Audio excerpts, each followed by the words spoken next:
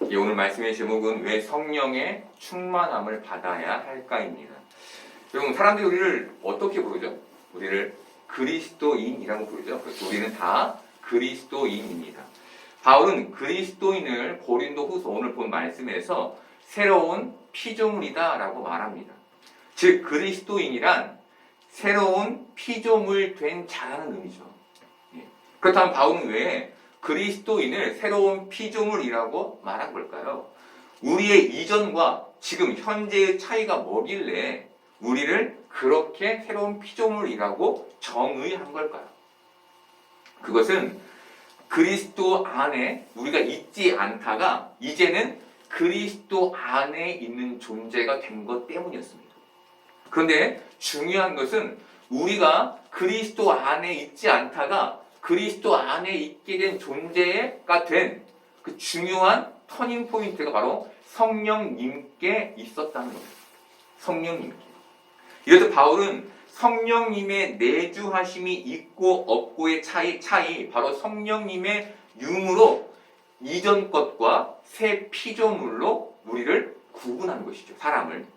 그렇다면 바울은 왜 고린도 교회 교인들에게 이 말을 전한 걸까요? 왜 너희는 새로운 피조물이라고 말한 걸까요? 그들이 성령의 내주하심 가운데 있으면서도 그들이 그리스도 안에 있으면서도 이전의 삶에서 돌이키지 않았기 때문이었습니다. 이전 것이 지나간 새 것이 되었다면 이제 새 것의 삶을 살아야겠죠. 그런데 그들이 계속해서 이전의 삶에 매여 있었던 것이죠. 어떤 책에서 죄의 쇠사슬에 묶여있는 사람의 그림을 본 적이 있습니다.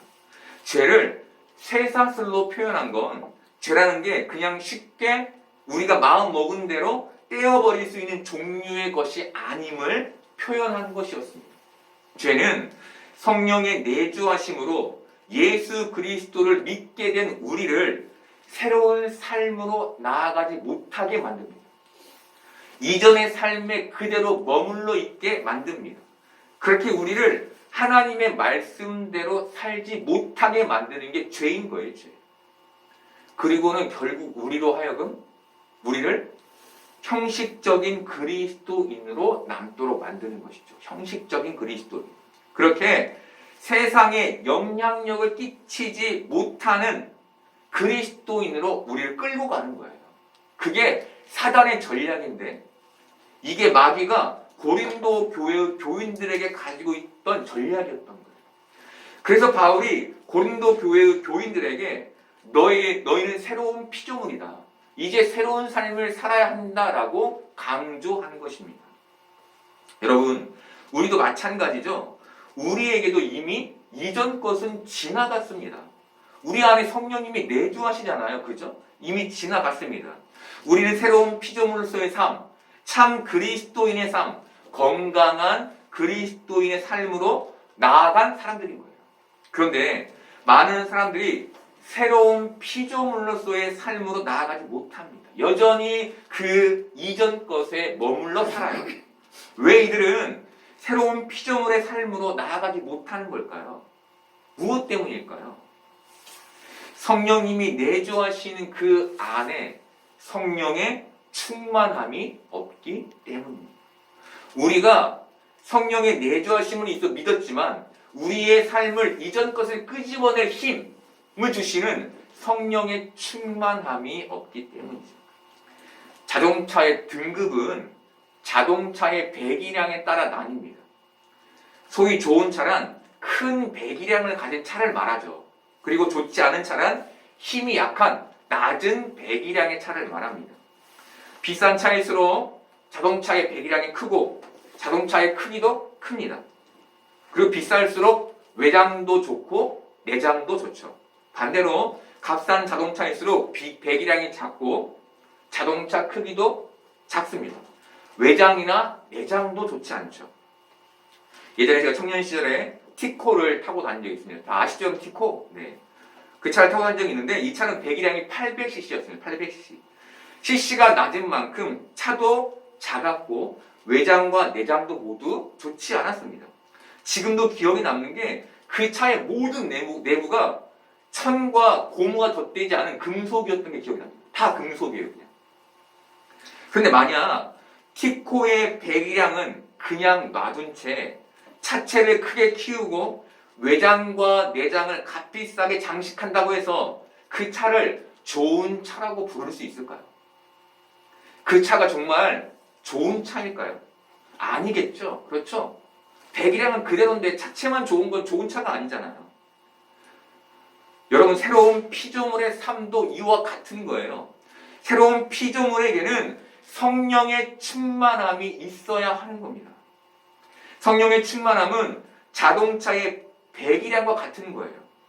낮은 배기량의 자동차를 좋은 차라고 부르지 않듯 성령의 충만함이 없는 사람을 좋은 신앙인이라고 부를 수 없는 겁니다. 왜냐하면 그 사람은 배기량은 그냥 놔둔 채, 즉 이전 것은 그냥 놔둔 채 외형만 그럴싸하게 바꾼 자동차와 같기 때문이에요. 그 안에 힘은 없는데 외형만 그럴싸하게 값비싸게 바꾼 자동차와 다를 게 없는 거죠. 그런데 많은 사람들이 성령의 충만함을 갖기보다 그렇게 배기량을 늘리기보다 자신의 외관만 번듯하게 바꾸려고 합니다. 그렇게 좋은 신앙인처럼 살려고 노력해요. 말은 굉장히 신앙인처럼 하고 또 삶도 그렇게 살아가려고 하고 노력해요. 근데 그 안에 성령의 충만함이 없는 것이죠. 여러분, 이런 신앙은 좋은 신앙이 아닙니다. 우리는 성령이 충만한 신앙을 가져야 합니다. 이게 좋은 신앙인 거예요. 좋은 신앙. 그렇다면 우리는 어떻게 성령이 충만한 신앙을 가질 수 있을까? 이게 이제 우리 삶의 관건이겠죠. 그죠? 바울은 에베소서에서 우리에게 이렇게 말해줍니다. 에베소서 5장 18절 보겠습니다. 술 취하지 말라. 이는 방탕한 것이니 오직 성령의 충만을 받으라. 술 취하지 말라. 이는 방탕한 것이니 오직 성령의 충만을 받으라. 바울은 이 말씀에서 성령의 충만함을 어떻게 받을 수 있는지 우리에게 알려줍니다.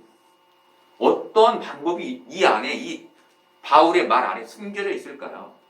이 당시 에베소 지역의 사람들은 술을 아주 많이 즐겼습니다. 그게 그 지역의 문화처럼 그랬어요. 회심한 그리스도인들도 예외는 아니었습니다. 이들은 회심한 후에도 여전히 술을 즐겼어요. 문제는 그들이 술을 즐기는 것을 넘어 술에 쪄들어 살았다는 겁니다. 그게 술에 취해서 문제를 일으켰던 거예요. 교회 안에서. 여러분, 술에 찌들어 있다는 건 매일같이 하루도 빠짐없이 술을 즐겼음을 의미합니다. 이들은 매일같이 어땠던 거예요? 술에 충만했던 겁니다. 술에.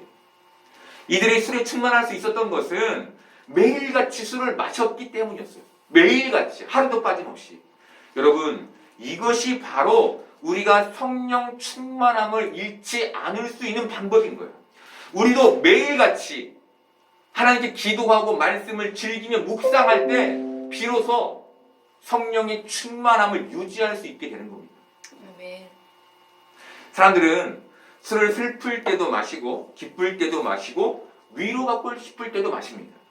술이 주는 쾌락이 나로 하여금 그것을 즐기고 끊지 못하게 만드는 것이죠. 여러분, 술 한 잔을 말하는 게 아니에요. 그것을 즐기고 끊지 못하는 걸 말하는 겁니다. 그것에 의존하며 사는 걸 말하는 거예요. 여러분, 성령의 충만함도 같은 맥락입니다. 우리는 우리의 영혼의 쾌락을 위해 성령의 충만함을 받아야 해요. 쾌락이라는 말이 여러분 부정적으로 들리죠? 그럼 이렇게 표현을 볼게요. 우리의 영혼의 즐거움과 평강을 위해서 우리는 성령 충만함을 받아야 하는 겁니다.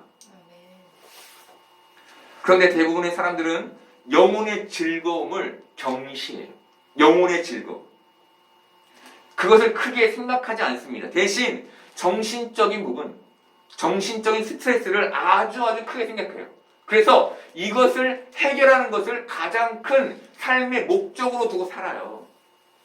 그리고 그것으로 술 취함을 합리화합니다. 나 힘들어. 그러니까 한잔 해야 돼.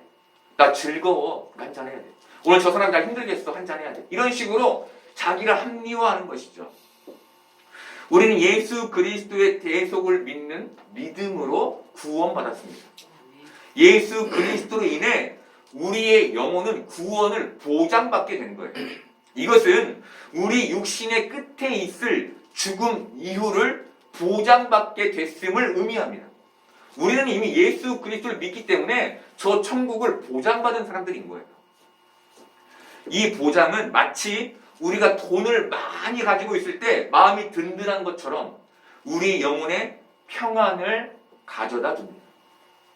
이 보장이, 이 영혼의 보장이. 그런데 많은 사람들은 이 영혼의 즐거움과 기쁨을 유지하는 것보다 세상에서의 즐거움과 기쁨을 유지하는 걸 훨씬 더 중요하게 생각합니다. 그래서 성령의 충만함으로 얻을 수 있는 영혼의 즐거움을 경시하는 거예요. 나는 지금 그것보다 이 땅에서 내 육신이 즐거운 게 훨씬 더 중요해. 이렇게 얘기했으면 그렇지만 그래서 예배도 빼먹고 놀러가고. 왜? 자식을 키우는데 내 자녀를 경험시켜야 되겠고. 그래서 주일날을 빼고 놀러가고. 자신의 영혼이 평강 가운데 있지 않은 것은 경시하며 내 마음과 내 정신이 즐거운 것을 훨씬 더 추구하며 살아가는 것이죠. 중요한 것은 여러분, 영혼의 즐거움과 기쁨을 경시할 때 육신의 즐거움과 기쁨 또한 보장받을 수 없다는 겁니다. 육신의 기쁨을 선택했다고 해서 그것이 꾸준히 유지되는 게 아니라는 거예요. 여러분, 우리가 육신의 즐거움을 선택할 때 어떻습니까? 그것을 유지하기 위해 노력해야 하잖아요. 그렇죠? 그게 노력한다고 여러분 유지되던가요? 안 되는 것이죠. 하지만 영혼의 즐거움과 기쁨을 선택할 때 그 즐거움과 기쁨은 영원히 유지되는 거예요. 왜? 왜일까요? 하나님은 회전하는 그림자도 없으신, 변함이 없으신, 우리에게 아주 신실하신 분이기 때문입니다. 그분이 우리에게 확정하신 그 구원을 결코 번복하지 않으신다는 겁니다. 그래서 우리가 영혼의 기쁨과 즐거움을 선택할 때 우리 마음에 평안이 넘치게 되는 거예요. 그래서 바울이 에베소 교회 교인들에게 술 취하지 말고 제발 대신 성령의 충만함을 받으라. 육신의 쾌락을 쫓지 말고 네 영혼의 즐거움과 기쁨을 쫓아라 라고 말해줬던 겁니다. 여러분, 성령의 충만함을 사모하시기를 바랍니다. 그렇게 영혼의 즐거움과 기쁨을 유지하시기를 바랍니다. 그래서 이 영혼의 즐거움과 기쁨이 육신의 즐거움과 기쁨으로 나타나게 되는 복된 삶을 사는 여러분 되기를 바랍니다. 그런즉 누구든지 그리스도 안에 있으면 새로운 피조물이라.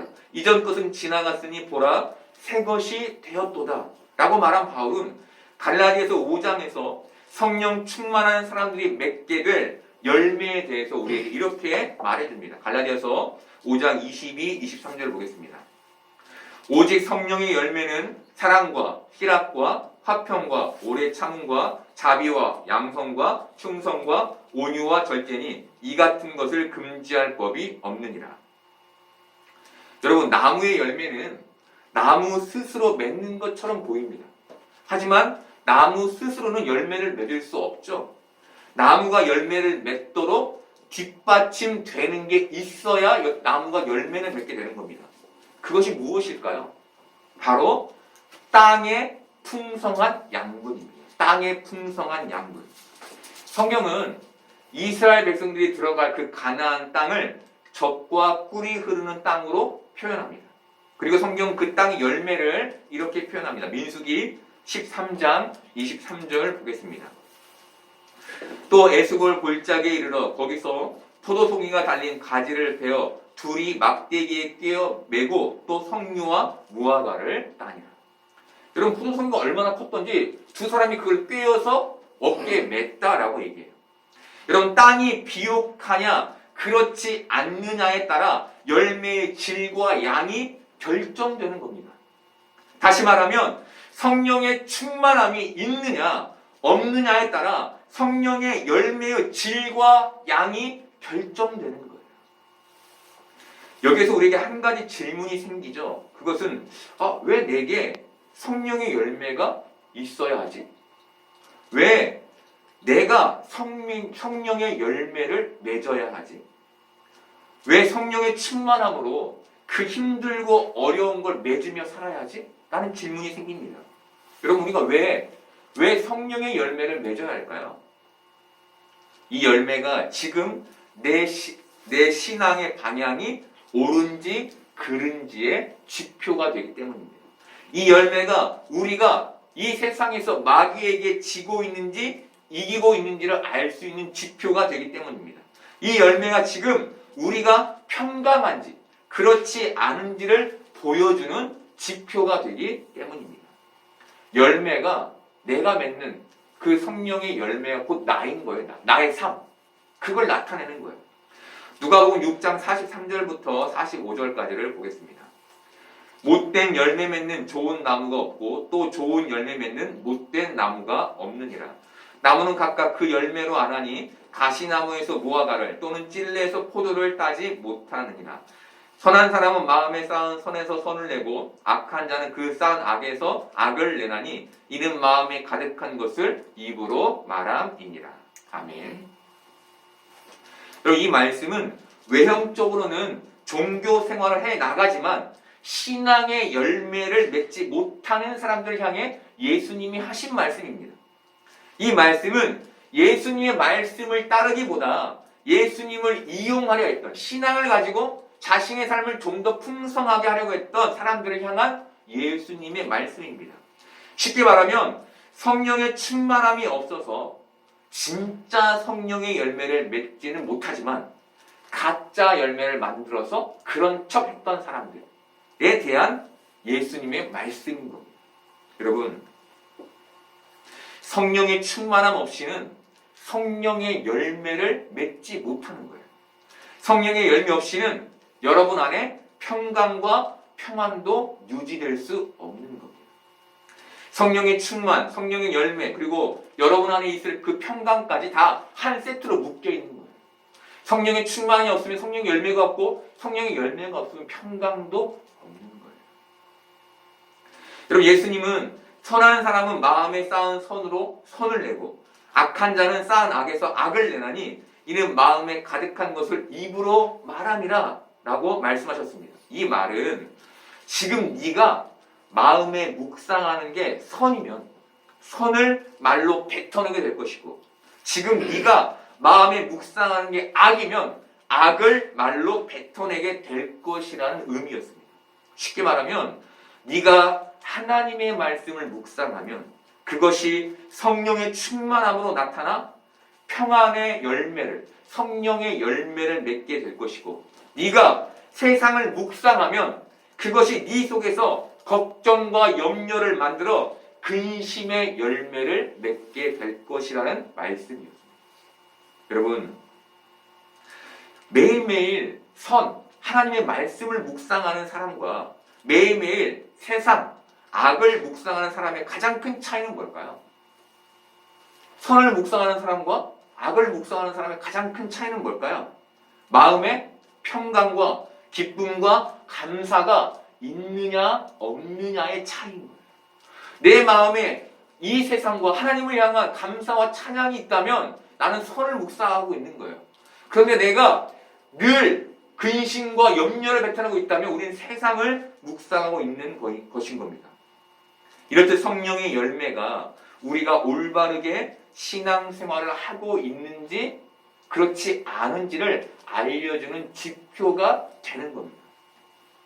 바울은 그 누구도 아닌 너를 위해 성령의 열매를 맺으라고 말해주는 거예요. 그리스도 안에 있는 네가 성령의 열매를 맺어 그 평강을 누리는 게 하나님의 뜻이야 라고 말해주는 것이죠. 여러분, 이게 예수를 믿어 성령을 받은 사람들이 응당 누려야 할 복인 겁니다. 그런데 왜 너희는 이 복된 삶을 내팽개쳐 두고 다른 데에서, 이 세상에서 그것을 찾으려 하냐는 겁니다. 여러분은 어떻습니까?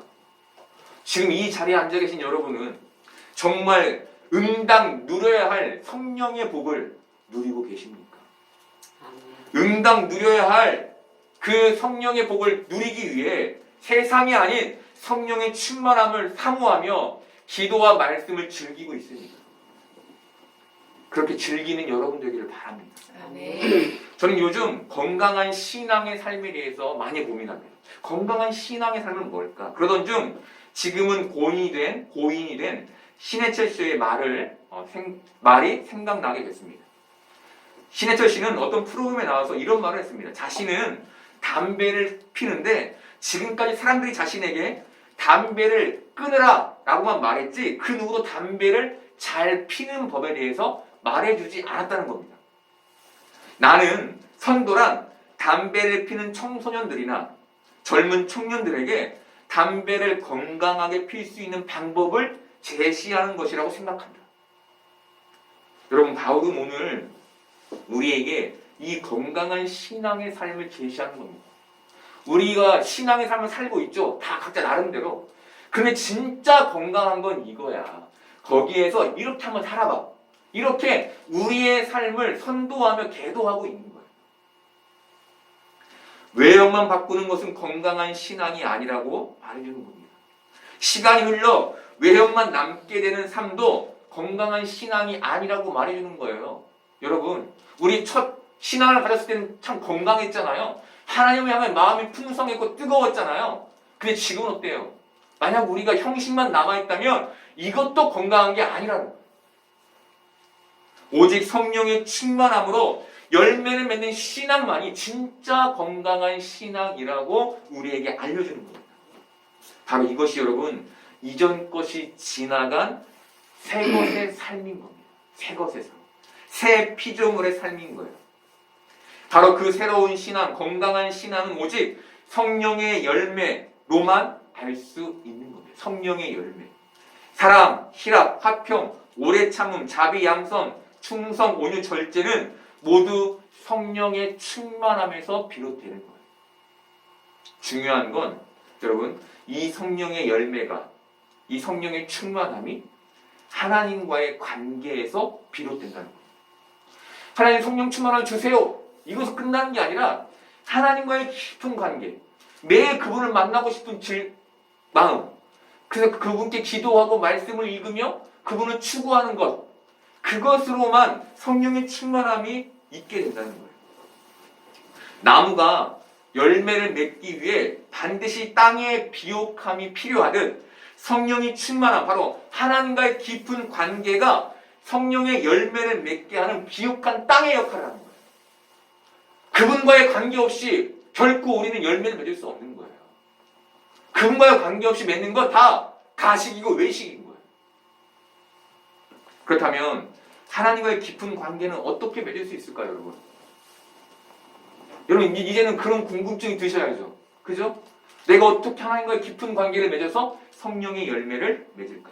여러분, 제가 설교 때마다 자주 말씀드린 게 있습니다. 그것은 믿음은 발휘하는 게 아니라는 거예요. 믿음은 발휘하는 게 아닙니다. 우리는 믿음을 칼처럼 들고 맞서는 것이라고 배워왔고 또 그렇게 사용해왔어요. 그런데 예수 그리스도의 이름은 그런 의미가 아니라는 겁니다. 이 말의 정확한 의미는 예수 그리스도 이름을 의지한다예요. 내가 예수 그리스도 이름 명하노니 뭐 악은 떠나라, 이거 아니라는 거예요. 여기 이런 거 아니에요, 여러분. 예수 그리스도의 이름, 내가 무슨 힘이 있어요? 예수 그리스도의 이름을 의지한다라는 게 예수 그리스도의 이름이 가진 의미인 거예요. 만물보다 크신 하나님의 능력과 예수 그리스도의 구속과 성령님의 인도와 보호하심을 의지하는 거예요. 그것이 바로 믿음인 거예요. 여러분, 믿음은 그렇게 내 힘으로 뭔가를 발휘하는 게 아니라 하나님을 의지하는 게 믿음인 겁니다. 여러분, 믿음을 들고 싸워서 내 마음의 평안을 지키는 게 아닙니다. 믿음은 믿음으로 하나님을 의지해서 내 마음의 평안을 지키는 것입니다. 그런데 하나님을 의지하기 위해서는 아주 중요한 전제가 필요합니다. 아주 중요한 전제예요. 그것은 우리가 세상에 마음의 평안을 빼앗길 수 있다는 전제입니다. 여러분, 대단히 중요합니다. 세상에 우리 마음의 평안을 빼앗길 수 있다는 전제예요. 사람들은 믿음이 있으면 세상의 평안을 빼앗기지 않을 거라고 생각해요. 계속 그렇게 생각해요. 그래서 마음의 평안을 빼앗긴 것을 자신이 소위 잘못한 것처럼, 믿음이 없는 것처럼 생각하는 경향이 있어요. 근데 그게 아니라 세상에 내 마음의 평안을 빼앗길 수 있다는 전제가 필요하다는 거예요.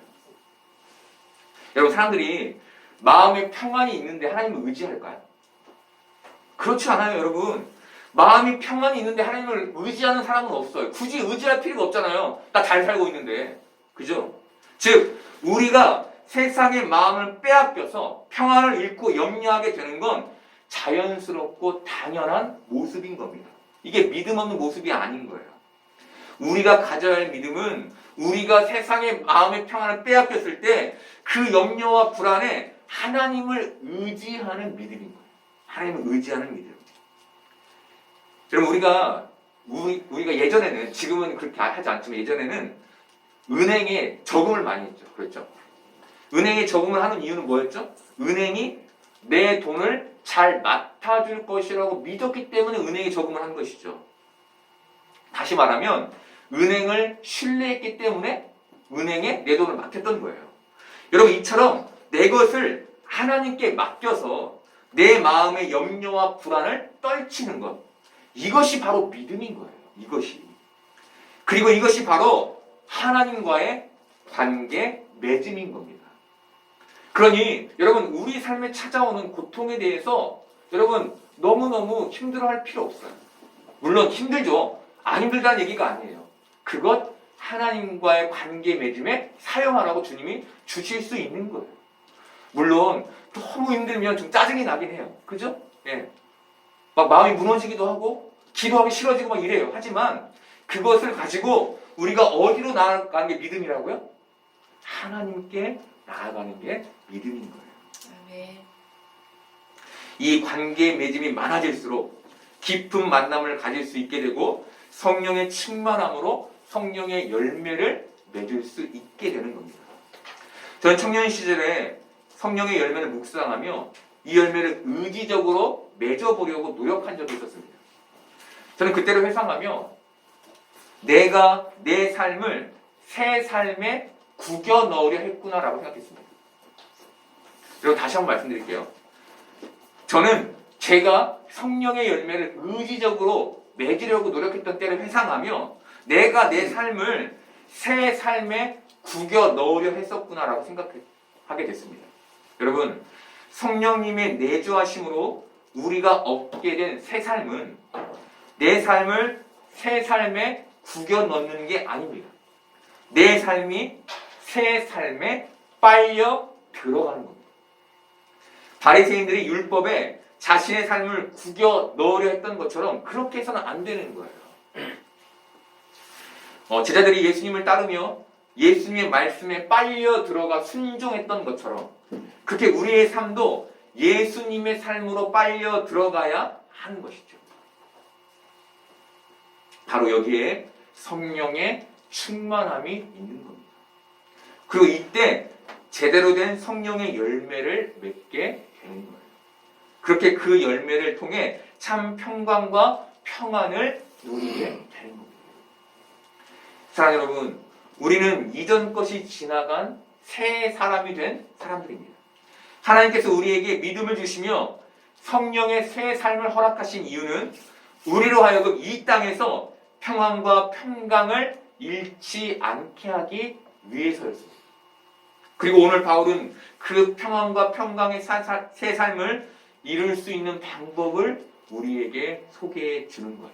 그게 바로 성령의 충만함, 하나님과의 깊은 관계를 맺음으로 성령의 열매를 맺으며 살아가는 삶인 겁니다. 여러분, 지금 우리가 겪어야 하는 게 있는데 그것은 평강과 평안을 우리의 힘으로 얻을 수 없다는 좌절입니다. 여러분, 지금 우리가 겪어야 하는 건 나의 힘으로는 결코 나의 안전을 지킬 수 없다는 낙심입니다. 그게 있어야, 그걸 경험해야, 그것을 피부로 느껴야 그때야 비로소 하나님을 의지하게 되는 거예요. 이렇게 우리가 좌절과 낙심을 경험할 때에만 술에 취했던 삶, 세상을 사랑했던 삶을 내려놓고 세상에 충만했던 삶을 내려놓고 성령에 취하는 삶, 성령에 충만한 삶, 바로 매일매일 하나님과의 깊은 만남을 갖는 삶을 살게 되는 겁니다. 그리고 그때 우리가 성령의 9가지 열매, 사랑과 희락과 화평과 오래 참음과 자비와 양선과 충성과 온유와 절제를 맺게 되는 것이죠. 그리고 우리는 사랑과 희락과 화평과 오래 참음과 자비와 양선과 충성과 온유와 절제를 맺음으로 이 열매가 나에게 맺힘으로 참 평강과 참 평안을 누리게 되는 겁니다. 여러분, 이 열매가 우리에게 없으면, 맺히지 않으면 이 열매가 우리에게 없다는 말이죠. 없는 건 뭡니까? 나에게 사랑의 열매가 맺히지 않아요. 그럼 내 안에 미움의 열매가 맺혀 있다는 거겠죠. 그죠? 네. 내 안에 절제가 없어요. 절제를 맺지 못했어요. 그럼 내가 세상에 휘둘려 살고 있다는 말이 되는 거예요. 내가 온유하지 못해요. 그럼 세상에서 내가 화를 내며 살고 있다는 거예요. 여러분, 우리 마음이 성령의 열매를 맺지 못하면 지옥 같은 마음으로 이 땅을 살게 되는 거예요. 평강과 평안을 잃어버린 마음으로 살게 되는 겁니다. 여러분, 이게 우리가 세상의 충만함이 아닌 성령의 충만함을 받아야 할 이유인 겁니다. 이 자리에 계신 여러분, 성령의 충만함을 통해 성령의 열매를 맺어 세상이 줄 수 없는 평강과 평안을 누리는 여러분들 되기를 바랍니다. 이 혼란스러운 세상에서 여러분들이 성령의 열매를 맺음으로 건강한 신앙생활을 해나갈 수 있기를 바랍니다. 혹시 그렇지 않다면 다시 성령의 충만함으로 나아가는 여러분 되기를 바랍니다. 그래서 여러분, 이 세상이 주는 평안도 중요하지만 그것보다 훨씬 더 중요한 하늘의 평강을 잃지 않는 여러분 되기를 소망합니다. 아멘.